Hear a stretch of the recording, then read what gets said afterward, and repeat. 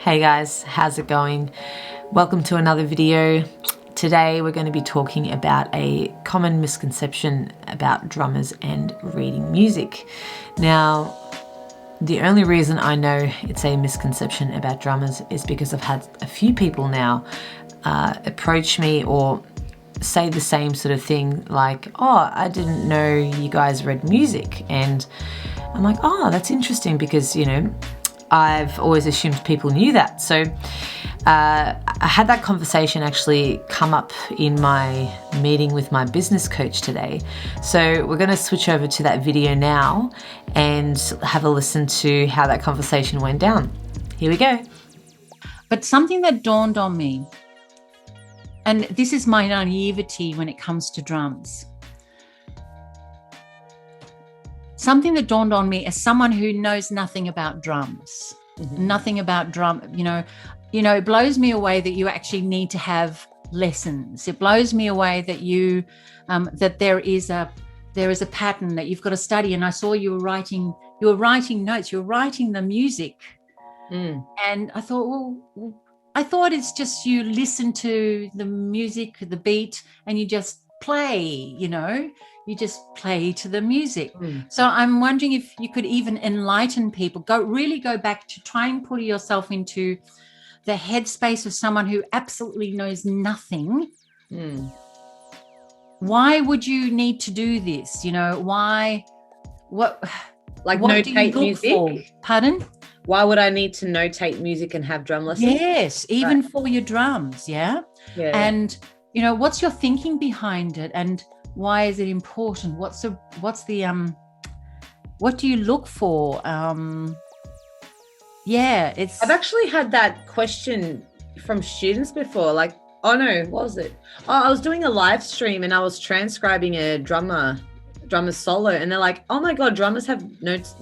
Yes. I'm like, yeah, didn't exactly. know that. Like, I would never have known that. Yeah. I always thought that you were kind of like the ones that you just had to, I don't know, maybe intuitively. I mean, because I tap to music, Yeah. And it's to the beat. Yeah. So I never would have thought that you would have had your own music sheets. Can I try and give you the answer and see if it helps? Yeah. Right? I'm just going to wing it because I haven't really thought about this myself. I just assume everyone knows.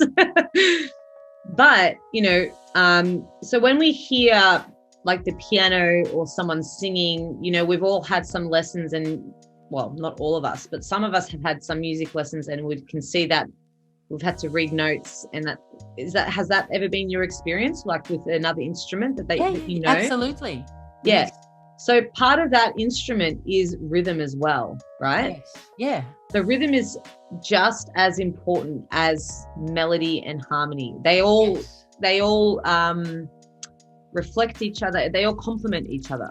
Yes. They all work as a team. Yes. Rhythm, melody, and harmony, and each are notated. Each have their own system of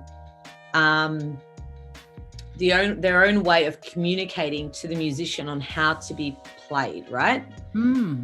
So when you go to a rhythmic instrument like the drum kit, the same principles apply. We have a system where we read notation, where we read rhythm, and those rhythmic passages from music, whether it's from I don't know, it could be from a percussion symphony orchestra piece back from some sort of era to jazz to a drum solo that Steve Gadd performed that someone's transcribed, and you want to learn and get better at your art, at your drum kit playing or percussion. Yeah. The same principles apply.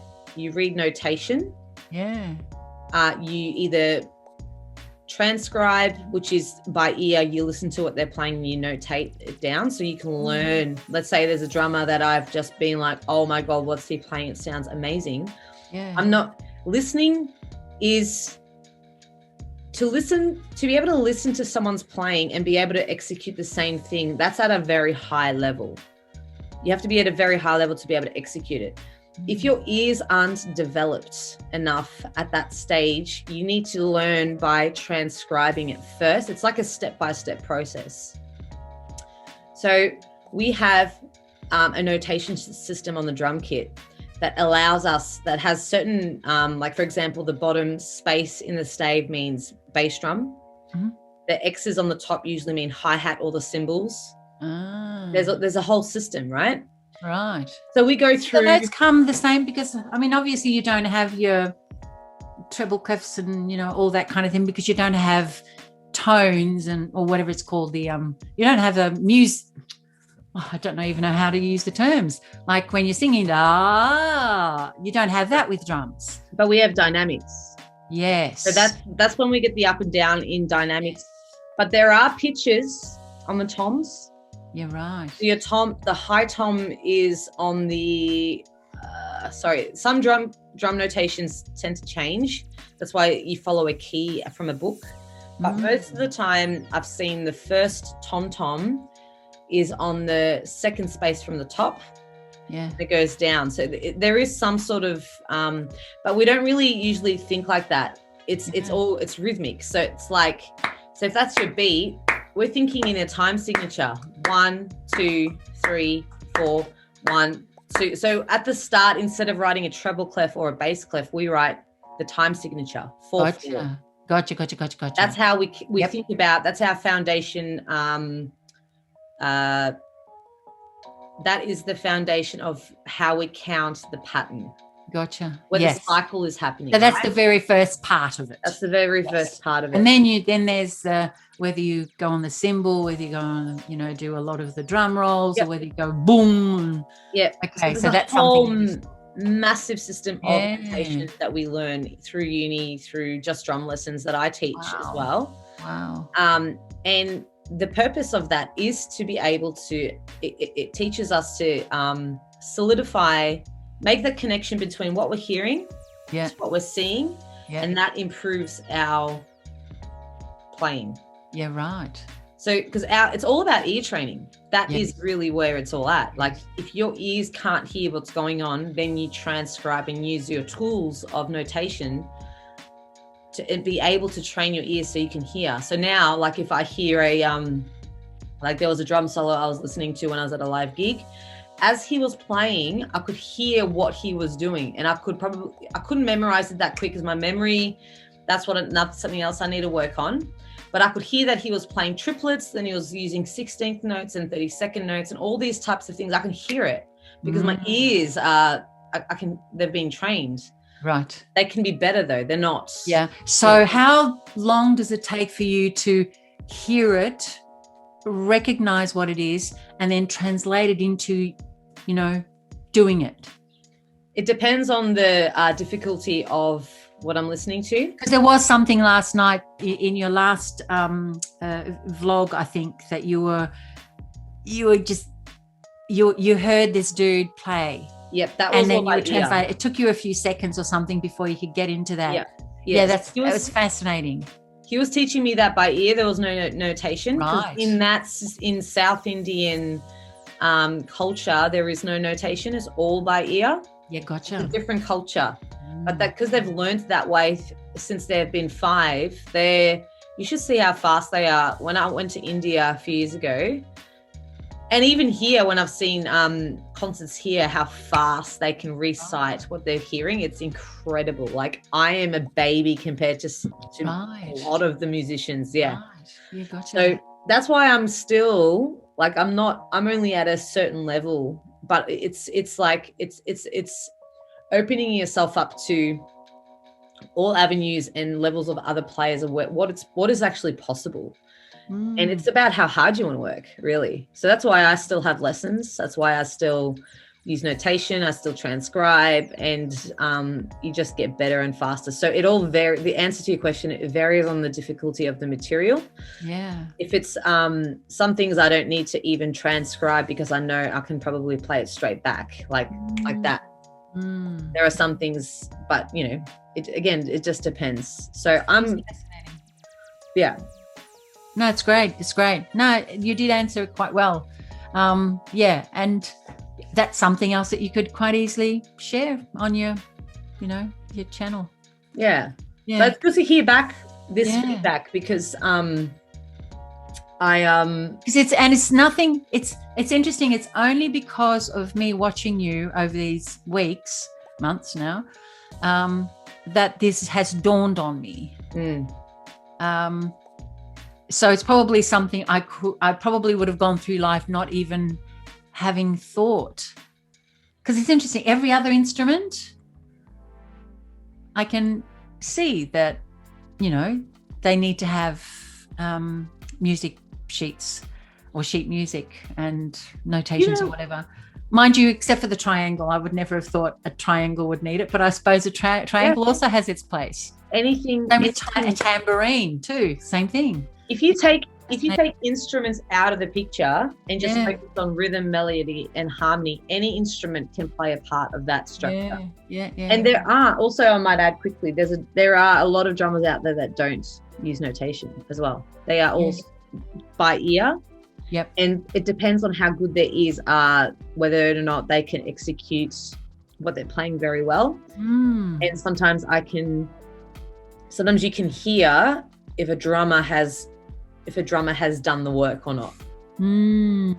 Yes. Yeah. Whether they know what they're doing. Yeah. Because sometimes your ears, you think you know, and you think you're playing it right, but they've done no sort of self-reflection, no recording themselves. They haven't listened back to anything, and they go full into sort of, I know what I'm doing. Yeah. And sometimes you don't. And that, I'm actually talking from personal experience here. I done a lot of gigs and performances where I sort of walked into that space of, oh yeah, I can do this.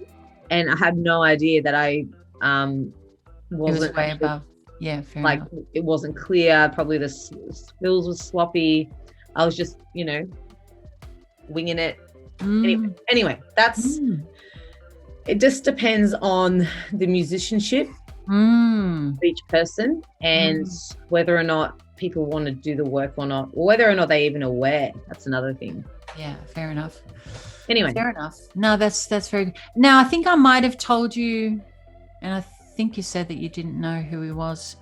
A friend of mine he was actually regarded as one of Australia's top drummers, David Jones. I think I might have mentioned him to you. Did I? I have had lessons with him. Oh, you have? Yeah, there you go. He was the reason why I started playing drums. Oh, maybe I didn't ask you then. Oh, there you go. I was in a music class. Yeah. And they put on a DVD from Scream Machine. I don't know what year it was from. And I saw him play and he played his solo and I almost fell off my chair. I was so moved. Right. Just the music, the mastery behind his playing. There was more than just playing the drums. I was watching something that I had never seen. He was the music. He was the music. And he was so effortless. Touch flow. Yeah. Touch flow. Anyway, and after that I was like, I need to play and take it seriously. Yeah. Yeah. Yeah. Wow. Okay.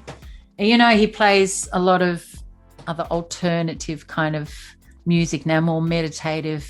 Yeah. I've been to a few of his meditation sessions. Oh, good. He plays. Yeah. Him and Carmen. Yeah. Met Carmen? I don't think I've met her, but I've seen her. I think they did a performance once a long time ago, a few years ago now. But he's fantastic. Oh, good. Oh, well, there you go. There you go. That's very cool. Awesome. Thank you so much. We've chatted way too long. I really, really, really appreciate your time. It's so gold, so valuable. I really thank you. My pleasure. No, really, Julia, absolutely my pleasure. Okay, I'm just going to stop recording.